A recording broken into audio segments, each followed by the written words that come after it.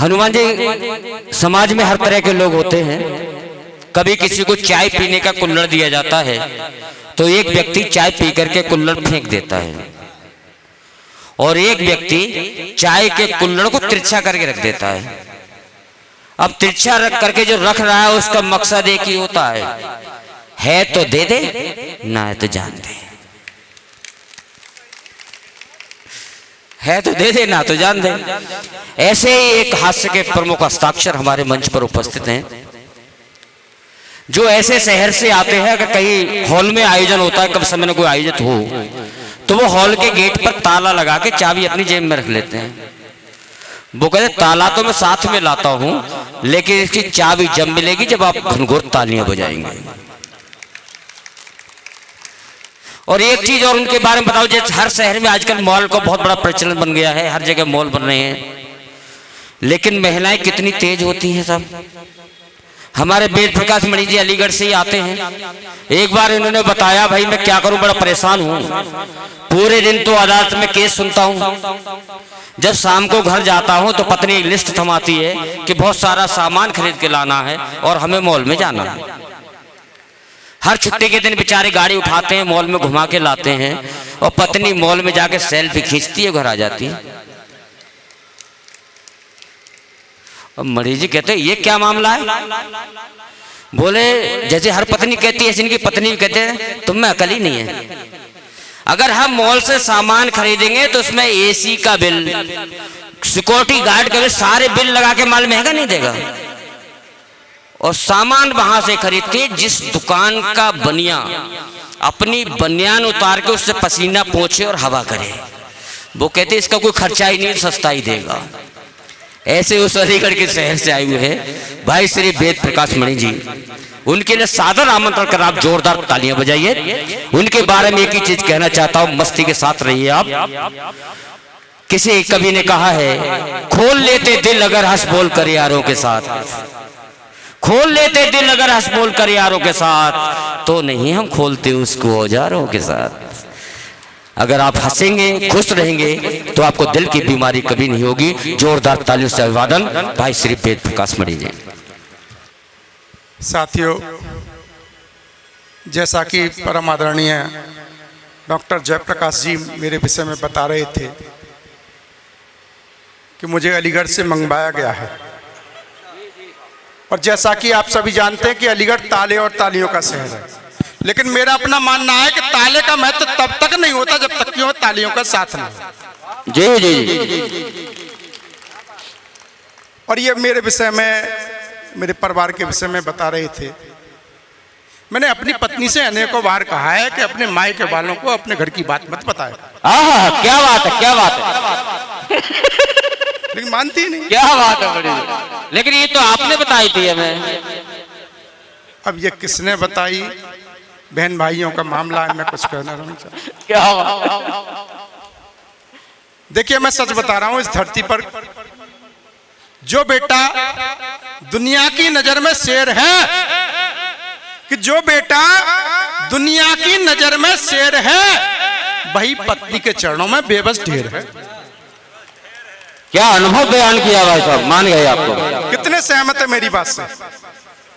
सभी सहमत। जितने लोग हाथ उठा रहे हैं वो सहमत नहीं है। दुनिया की नजर में शेर है, वही पत्नी के चरणों में बेबस ढेर है। और जो बेटा माँ की नजर में जेंटल है, वही पत्नी की नजर में मेंटल है।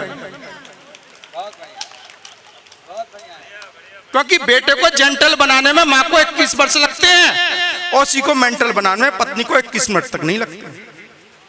और रही बात सम्मान की साथियों, तो सम्मान सबको अच्छा लगता है। मेरी पत्नी मेरा बहुत सम्मान करती है, इतना सम्मान करती है साथियों, इतना सम्मान करती है कि क्या बताऊं, मुझे चुल्लू पर पानी में डूबने की इच्छा करती है। और वो मिलता नहीं अलीगढ़ से यहाँ तक। अब भाई साहब आपने व्यवस्था ही ऐसी की है, ये सब व्यवस्थाओं का खेल है। मैं सच बता रहा हूं, इस धरती पर केवल दो ही सम्मानीय है, एक तो गऊ और दूसरी बहू। साथियों, गौ माता को मैं सम्मान देता हूं, बहू अर्थात हमारी पत्नी इतना सम्मान देती है, इतना सम्मान देती है कि बस पूछिए मत भाई साहब। देखिए सम्मान, देखिए सम्मान किस तरीके से देती है। एक दिन तो मेरी पत्नी ने मेरे ही सम्मान में मेरे ही फोटो पर फूलों की माला लटका दी। इतना सम्मान देती है साथियों। एक दिन तो मेरी पत्नी ने मेरे ही सम्मान में मेरे ही फोटो पर फूलों की माला लटका दी, साथ में अगरबत्ती भी जला दी। मैंने हिम्मत करके हाथ जोड़कर पत्नी से पूछा, प्रिय तुमने मेरे फोटो पर फूलों की माला क्यों लटकाई है, साथ में अगरबत्ती क्यों जलाई है? बोली चुप रहो, अभी तो केवल फूलों की माला लटकाई है, साथ में अगरबत्ती जलाई है, शुक्र करो कोई और कारस्तानी नहीं कर दिखाई है। मैं बोला आखिर तुम क्या सिद्ध करना चाहती हो? बोली इसमें सिद्ध करने की कोई बात नहीं, मैं तो देख रही थी कि जब तुम इस दुनिया में नहीं रहोगे तो बाद में कैसे लगोगे। भाई बड़े मान सम्मान की बात है। और भाई साहब जब सम्मान की बात आती है तो मेरा बेटा भी पीछे नहीं रहता।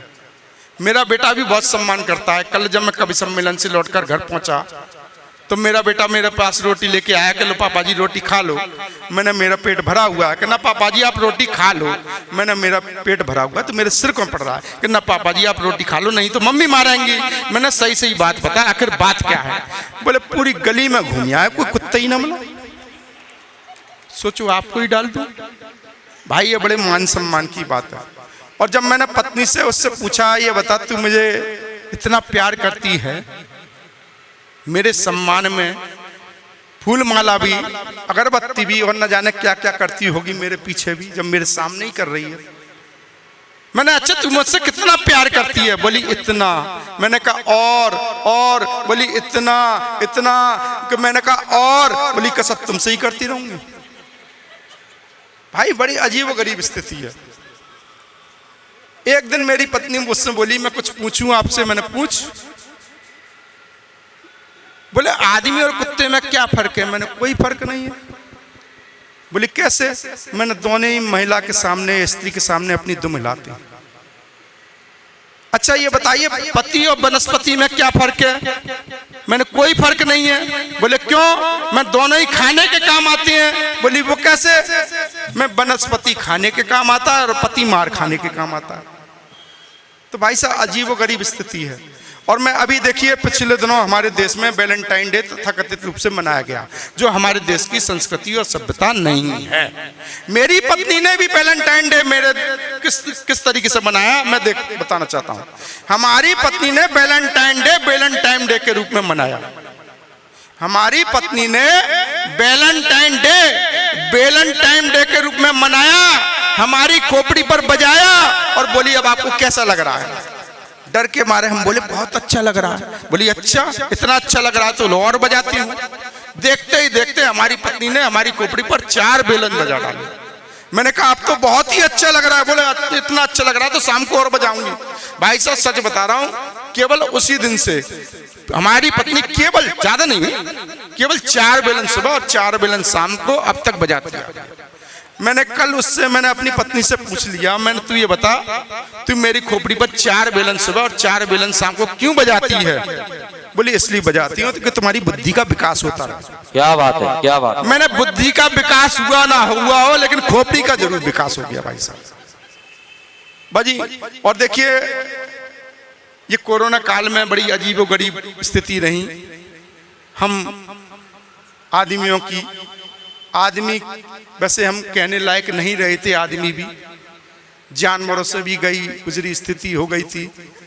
आदमी कोई नहीं हाथ लगा रहा था, कोई पूछ ही नहीं रहा था। बड़ी अजीब गरीब स्थिति थी। देखिए क्या क्या घटना घटी मेरे साथ। एक छंद के बंद के माध्यम से व्यंग्यात्मक रूप में कहना चाहता हूँ कि पत्नी के स्वागत में पीहर से आवत में हमने बजाई खूब जोरदार तालियां। जब पत्नी अपने मायके चली गई थी तो तब आई थी, तब हमने क्या किया कि पत्नी के स्वागत में पीहर से आवत में हमने बजाई खूब जोरदार तालियां। साली साले संग आए 10 बाल वृंद लाए। साली साले संग आए 10 बाल वृंद लाए। हुक्म चलाती आई पत्नी और सालियां कि भोजन बनाइए और सबको खिलाइए। ये स्थिति थी साहब सबकी कि भोजन बनाइए और सबको खिलाइए, वरना बाहर से मंगाओ भोजन थालियां। पैर भी दबाने पड़े, बच्चे भी खिलाने पड़े। ये स्थिति थी साहब हमारी कि पैर भी दबाने पड़े, बच्चे भी खिलाने पड़े, विदाई में देने पड़े बूंदे और बालियां। और भाई साहब जब पत्नी बारिश में भीग गई तो क्या स्थिति हुई देखिए कि बारिश में भीगने पर पत्नी इठलाई, देखने में है रंगीली नाम की सावित्री है। कि बारिश में भीगने पर पत्नी इठलाई, देखने में है रंगीली नाम की सावित्री है। बोली मेरे भीगे वस्त्र सूर्य देव अस्त व्यस्त, किस बोली मेरे भीगे वस्त्र सूर्य देव अस्त व्यस्त, कौन जे सुखाए गो खराब भाई स्त्री है। कि हम बोले भाग्यवान तू तो खुद स्त्री है, कि हम बोले भाग्यवान तू तो खुद स्त्री है, दुनिया में और कौन तो से बड़ा मिस्त्री है। कि हम बोले, देखिए तालियों का ठाका, तालियों के साथ ठाका तो अब आना चाहिए। कि हम बोले भाग्यवान तू तो खुद स्त्री है, दुनिया में और कौन तो से बड़ा मिस्त्री है। तेरे करंट से तो फ्यूज बल्ब जल जावे, हारे तो ते विश्वामित्र। क्या बात है, क्या बात है, बहुत बढ़िया। तो भाई साहब मैं सच बता रहा हूं, हमारी पत्नी शादी से पहले थी जूडो कराटे की चैंपियन।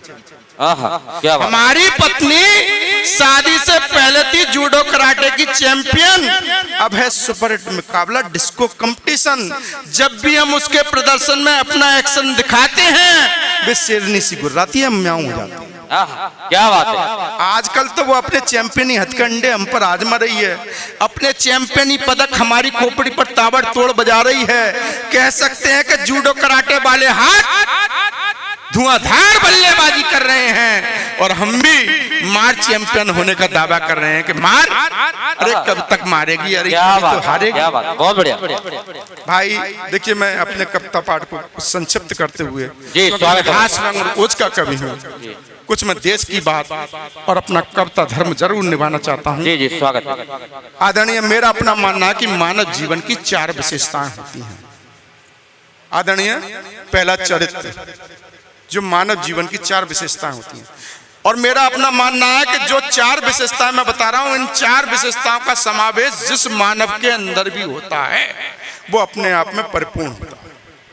पहला चरित्र, दूसरा आचरण, तीसरा संस्कार और चौथा समर्पण। ये चारों बातों का जिसमें भी समावेश होगा वो अपने आप में परिपूर्ण होगा मानव। 4 के माध्यम से कहना चाहता हूँ। जी स्वागत। सिया राम सा चरित्र मर्यादावान हो, सिया राम सा चरित्र मर्यादावान हो, मात गंगा सा पवित्र करुणा निधान हो, राधे कृष्ण सा प्रेम योगी बलवान हो, राधे कृष्ण सा प्रेम योगी बलवान हो, ध्वस्त तिरंगे के लिए अपना बलिदान। बहुत बढ़िया, बहुत अच्छे। और उन अमर शहीदों को, उन सैनिकों को नमन करना चाहता हूं जिनकी बदौलत हम सुरक्षित हैं, चैन की सांस लेते हैं। मैं सबको नमन करना चाहता हूं।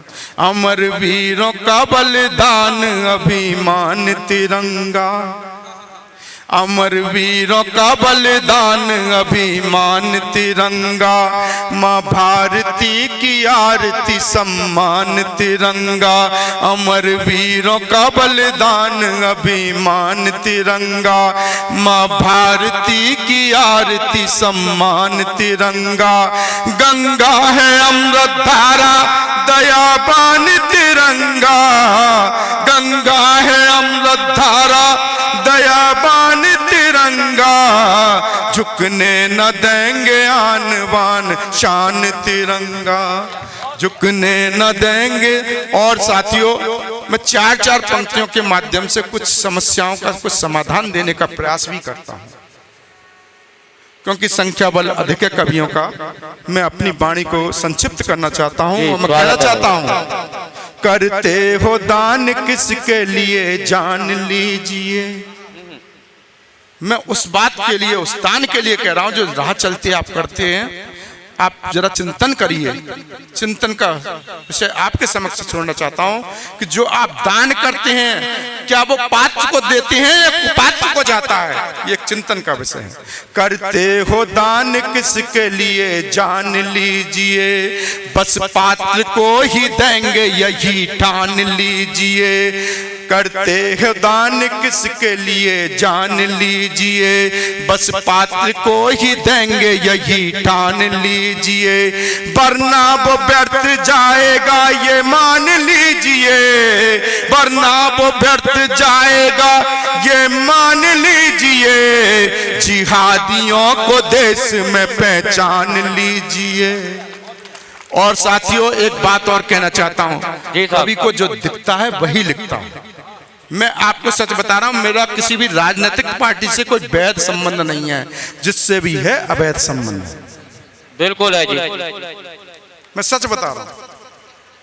चादर हरी को ओढ़ कर जिहादी बन गए, चादर हरी को ओढ़ कर जिहादी बन गए। जनसंख्या नियंत्रण बिना बर्बादी बन गए। चार चार पंक्तियों में समस्या समाधान देने का भी संकेत कि चादर हरी को ओढ़ कर जिहादी बन गए। जनसंख्या नियंत्रण बिना बर्बादी बन गए। सुविधाएं पाके कुछ तो उग्रवादी बन गए, सुविधाएं पक्के कुछ तो उग्रवादी बन गए। तथाकथित भी नेता राष्ट्रवादी बन गए, तथाकथित भी नेता राष्ट्रवादी बन गए। और देखिए एक तरफ चीन जो सीमा रेखा कश्मीर की बात करता है, सीमा रेखा लकीर की बात करता है, और पाकिस्तान कश्मीर की बात करता है। हिंदुस्तान ना लकीर की बात करता है न कश्मीर की बात करता है। हिंदुस्तान किसकी बात करता है वो मैं आपको कहना चाहता हूं।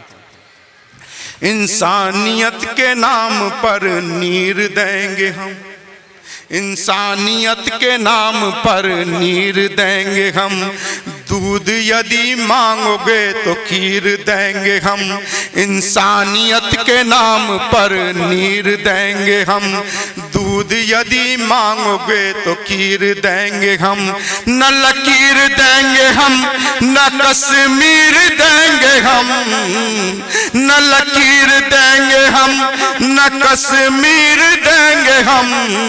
कदम बढ़ा के देख ले चीर देंगे हम, कदम बढ़ा के देख ले चीर देंगे हम। और चार पंक्तियों के बाद मैं अपना स्थान ग्रहण करना चाहता हूं। मैं चार पंक्तियों के माध्यम से एक बात और कहना चाहता हूं देश की सरकार को, खास तौर से मोदी जी को, योगी जी को, सबको कहना चाहता हूं, न मंदिर को तोड़िए न मस्जिद को ढाइए, न मंदिर को तोड़िए न मस्जिद को ढाइए। टूटे दिलों पे हो सके मरहम लगाइए। न मंदिर को तोड़िए न मस्जिद को ढाइए। टूटे दिलों पे हो सके मरहम लगाइए। जो भारतीय बना रहे गले लगाइए, जो भारतीय बना रहे गले लगाइए। गद्दरना तो गद्दारों को मार कर भगाइए। भारत माता की वंदे वंदे। अगर आप ये वीडियो YouTube पर देख रहे हैं तो हमारे चैनल को सब्सक्राइब करें और बेल आइकन को दबाना ना भूलें। अगर आप Facebook पर ये वीडियो देख रहे हैं तो हमारे पेज को लाइक करें।